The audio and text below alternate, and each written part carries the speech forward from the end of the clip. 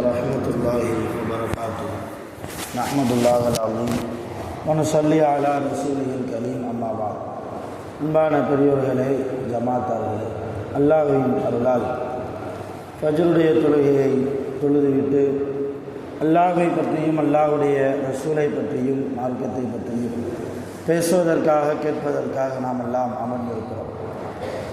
ரப்பு சுப்ஹானஹு வ தஆலா நம்முடைய எல்லா அமல்களையும் பரிபூர்ணமாக கபூல் செய்வானாக. ஆமீன். கைர் பரக்கத்துகள் நிறைந்த நாளாக கெட்ட முடிவுகளை விட்டும் முசீபத்துகளை விட்டும் உலகத்தின் ஆபத்துகள் அல்லாஹுவின் படைப்புகளின் தீங்குகளை விட்டு முழுமையாக பாதுகாப்பு பெற்ற நாளாக அல்லாஹ் இந்த நாளை நமக்கு அமைத்து தருவானாக. சங்கையானவர்களே, அல்லாஹுடைய மாதம் என்று அல்லாஹுடைய நபியால் புகழ்ந்து சொல்லப்பட்ட முஹர்ரம் மாதத்தில் நாம் இருக்கிறோம். ஹிஜ்ரி 1446 முடிந்து 47இல் இஸ்லாமிய முதலாவது மாதமாக இருக்கக்கூடிய முஹர்ரம் மாதத்தில் நாம் சென்று கொண்டிருக்கிறோம். முஹர்ரம் மாதத்திற்கென்று கண்ணியங்கள் இருக்கிறது, நிறைய கண்ணியம் உண்டு. அதில் மிக முக்கியமான கண்ணியம் முஹர்ரம் மாதத்தில் தான் ஆஷூரா என்று ஒரு நாள் வருகிறது. ஆஷூரா என்றால் தமிழிலே 10வது நாள் என்று அர்த்தம். ஆஷூரா என்றால் தமிழிலே 10வது நாள். என்ன 10வது நாள்? முஹர்ரம் மாதத்தின் 10வது நாள். அது ஒரு விதமான சிறப்புக்குரிய நாள்.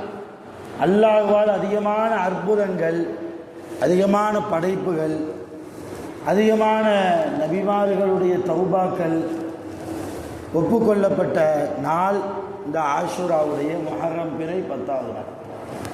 இதில் எல்லாரும் என்ன செய்வாங்க? பெரும்பான்மையான மூமின்கள் நோன்பு பிடிப்பார்கள். ஆஷூராவுடைய நோன்பை பொறுத்த வரைக்கும் 9, 10 அல்லது 10, 11 2 நோன்பு பிடிப்பது நபிகள் நாயகம் ஸல்லல்லாஹு அலைஹி வஸல்லம் அவர்களால் நமக்கு காட்டித்தரப்பட்ட ஒரு உயர்ந்த வழிமுறையாக, நடைமுறையாக, சுன்னத்தாக இருக்கிறது. இந்த நோன்பு எப்படி நமக்கு சுன்னத்தாக்கப்பட்டது என்றால் அந்த வரலாறு நாம் தெரிந்து கொள்ள வேண்டும். ஒரு தடவை நபிகள் நாயகம் ஸல்லல்லாஹு அலைஹி வஸல்லம் அவர்களுடைய காலத்தில் யூதர்கள் எல்லாம் நோன்பு வைத்தார்கள். யூதர்கள் எல்லாம் நோன்பு வைத்தார்கள். எப்போ? இந்த முஹர்ரம் மாதத்தின் பிறை 10இல் யூதர்கள் எல்லாம் நோன்பு வைத்தார்கள். அதை கேள்விப்பட்ட நபிகள் நாயகம் ஸல்லல்லாஹு அலைஹி வஸல்லம் ஒரு யூதனை அழைத்து, இன்றைக்கு நீங்கள் நோன்பு பிடிக்கிறீர்களே, என்ன காரணம்? எதனால் இந்த முஹர்ரம் மாதம் பிறை 10 அன்று ஒவ்வொரு வருடமும் தவறாமல் ஒருவர் கூட பாக்கி இல்லாமல் நோன்பு பிடிக்கிறீங்களே, என்ன காரணம்?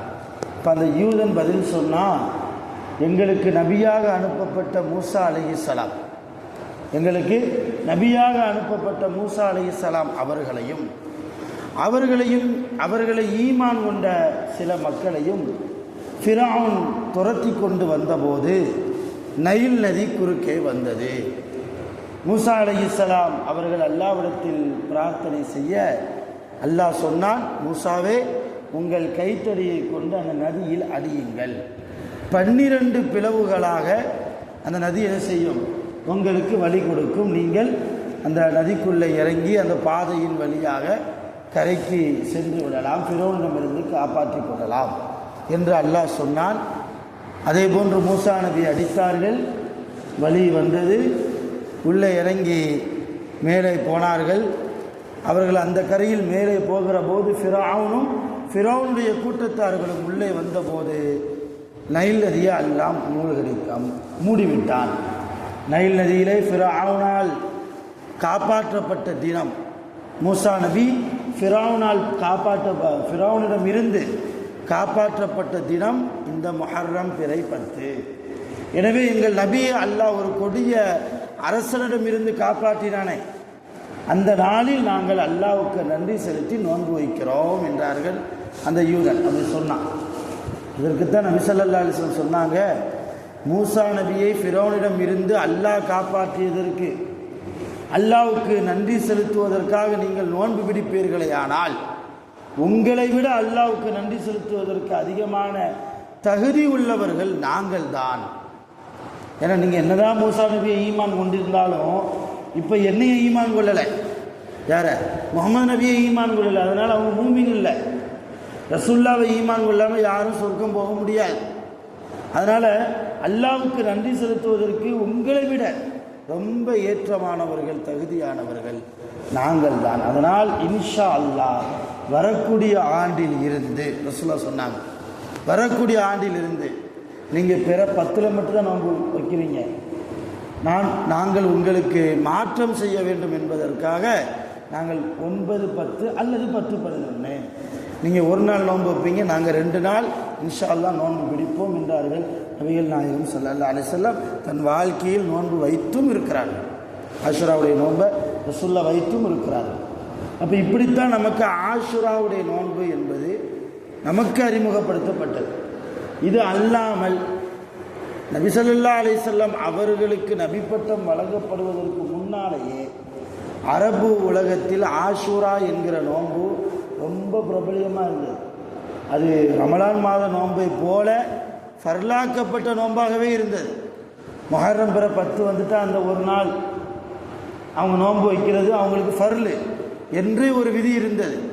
ஆனால் எப்போ ரமலான் மாதம் 30 நோன்பு நமக்கு கடமையாக்கப்பட்டதோ ஆஷூரா ஃபர்ல் அல்ல என்று அல்லாஹ் சட்டம் போட்டு விட்டான்.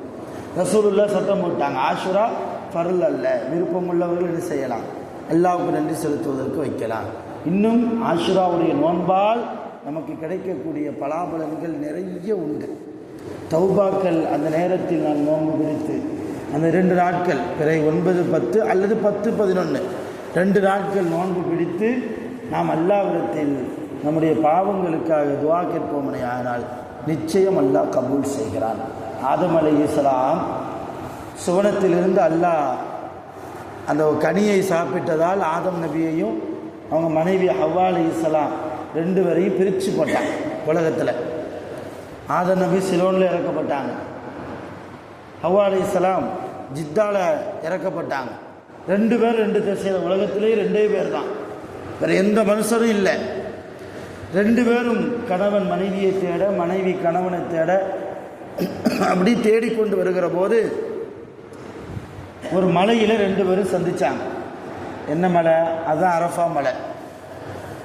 மலையின் இந்த பகுதியிலிருந்து ஆதம் நபி ஏற, இந்த பகுதியிலிருந்து அவ்வா அம்மா ஏற, கடைசியில் மலை உச்சியில் 2 கணவன் மனைவி 2 பேரும் சந்திச்சுக்கிட்டாங்க. அப்போ அல்லாஹ்வால் பிரிக்கப்பட்டு திரும்ப அல்லாஹ்வால் ஒரு கணவன் மனைவி ஒன்று சேர்க்கப்பட்ட நாள் இந்த ஆஷுராவுடைய நாள், முஹர்ரம் பிறை 10. அந்த கனியை சாப்பிட்டாங்களா இல்லையா ஆதம் நபி?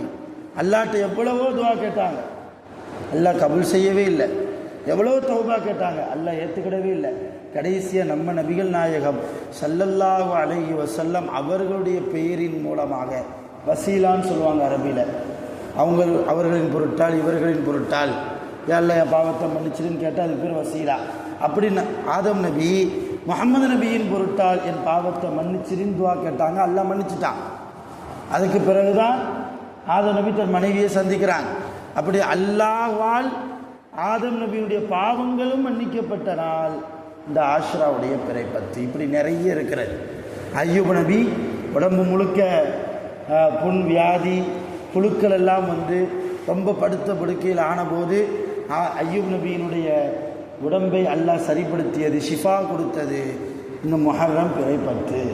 இப்படி நிறைய. அது மாதிரி யூனுஸ் நபி மீன் வயிற்றிலிருந்து வெளியே வந்தது, யூசுப் அலைஹிஸ்ஸலாம் சிறைச்சாலையிலிருந்து வெளியே வந்தது.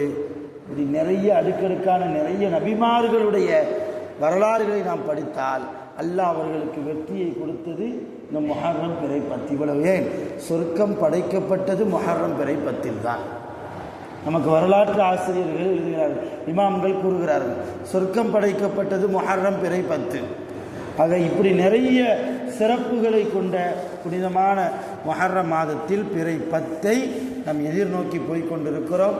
கூடுமான வரைக்கும் பிறை 9, 10 அல்லது 10, 11 அனைவர்களும் நோன்பு வைப்பது நபிகள் நாயகம் ஸல்லல்லாஹு அலைஹி வஸல்லம் அவர்களுடைய உயர்ந்த சுன்னத்தாக இருக்கிறது. வல்ல ரஹ்மான் நம் அனைவர்களுக்கும் அந்நாளில் நோன்பு பிடித்து நம்முடைய பாவங்களை எல்லாம் அல்லாஹ் மன்னிப்பதற்கு எல்லா வகையிலும் நமக்கு அருள் புரிவானாக.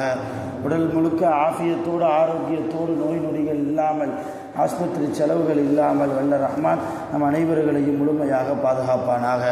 ஆகிரு தஅவானா அல்ஹம்துலில்லாஹி ரப்பில் ஆலமீன்.